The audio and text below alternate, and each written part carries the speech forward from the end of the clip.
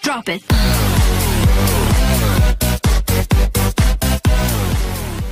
Hai, Assalamualaikum warahmatullahi wabarakatuh.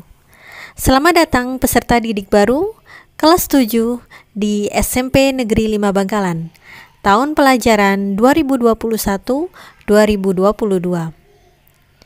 Bagaimana kabarnya hari ini? Semoga kita semua dalam keadaan sehat walafiat. Amin, amin ya rabbal alamin.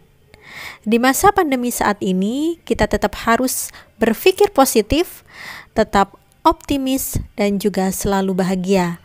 Karena itulah yang bisa menambah imun kita agar tetap selalu sehat. Di hari pertama MPLS, kita sudah belajar mengenal lebih dalam lagi tentang SMP Negeri 5 Bangkalan, di mana SMP Negeri 5 Bangkalan itu merupakan satu-satunya sekolah rujukan tingkat SMP di Kabupaten Bangkalan. Selain itu, SMP Negeri 5 Bangkalan juga memperoleh prestasi sebagai sekolah adiwiyata mandiri dan juga sekolah ramah anak. Nah, apa sih ya sekolah adiwiyata itu dan apa juga yang dimaksud dengan sekolah ramah anak? Mari kita perhatikan penjelasan kali ini.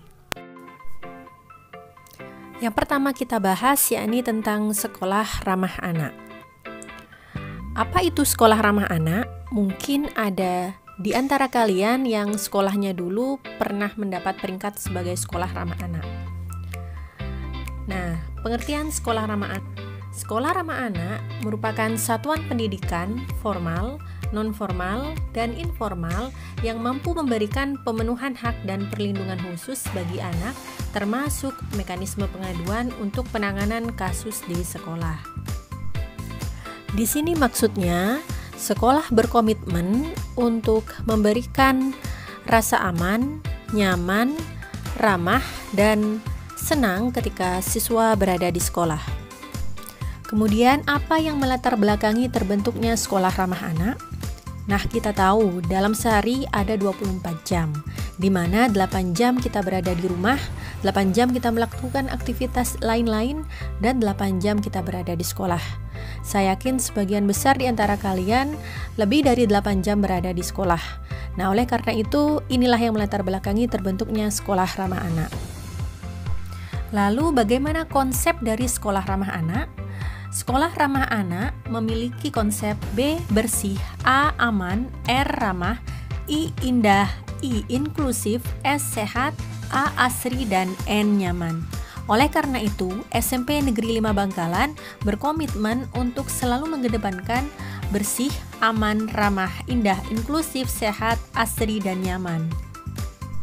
Kemudian bagaimana prinsip dari sekolah ramah anak? Yang pertama, non-diskriminatif. Artinya sekolah tidak membeda-bedakan anak, di mana hak dan kewajibannya sama. Yang kedua, kepentingan terbaik bagi anak. Dalam hal ini sekolah selalu mencarikan solusi yang terbaik bagi permasalahan anak dan selalu berkomunikasi dengan orang tua.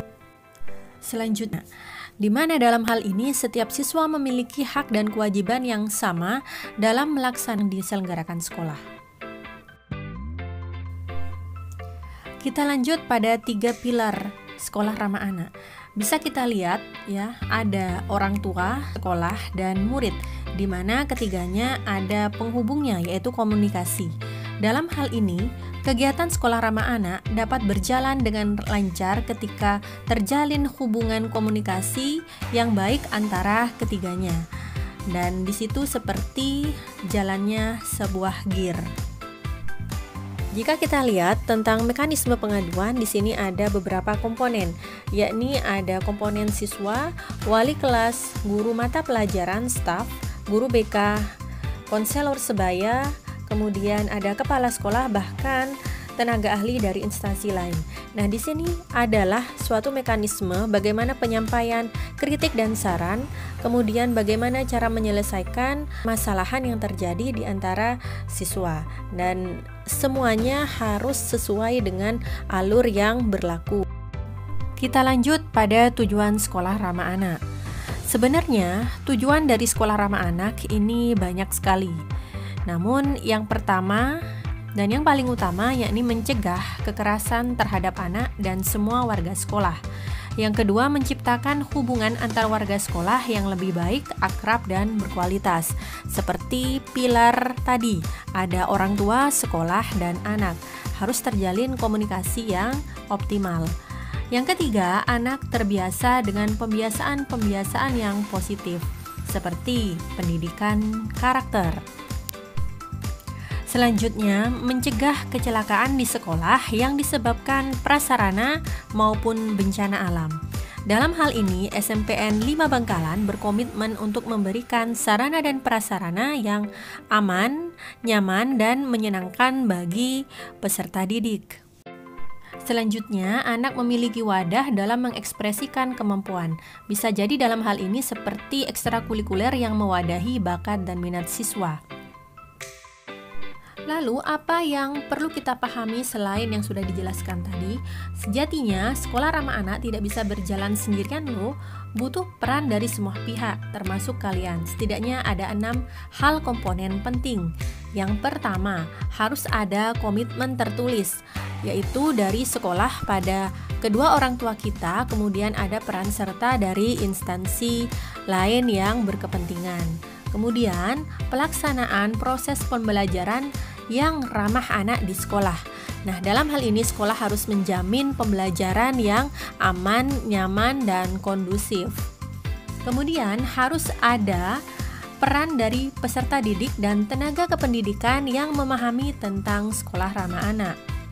Selanjutnya, sarana dan prasarana di sekolah yang ramah anak artinya mendukung semua aktivitas, baik itu yang mengedepankan minat dan bakat anak. Dan juga harus ada partisipasi anak-anak dalam program sekolah, peduli terhadap warga sekolah. Salah satu contohnya yaitu anak-anak peduli terhadap program sekolah, peduli terhadap lingkungan sekolah. Dan yang terakhir, dibutuhkan partisipasi dari orang tua, lembaga masyarakat, bahkan alumni. Mari kita semua melakukan tepuk SRA. Tepuk SRA, anak senang, guru tenang, ortu bahagia. Begitu ya anak-anak, terima kasih. Wassalamualaikum warahmatullahi wabarakatuh.